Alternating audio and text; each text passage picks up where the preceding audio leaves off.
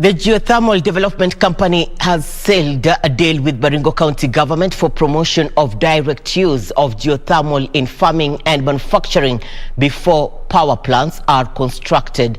Geothermal Development Company Managing Director Engineer Jared Othieno says geothermal steam would be used in fish ponds and greenhouses to boost food production as well as milk pasteurization and in laundry in the area.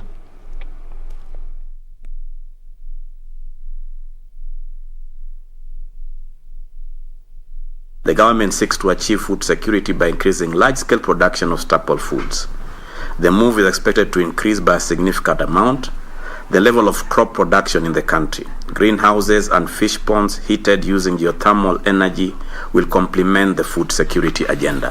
GDC and Baringo County will collaborate in, among other areas, marketing of geothermal energy technology, geothermal direct use feasibility studies, investments in geothermal energy technology, and development of geothermal powered industrial parks.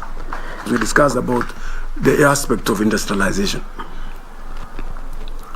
In that very region, we have started to map, and in our county we have mapped and dissected into almost 9 as industrial economic hubs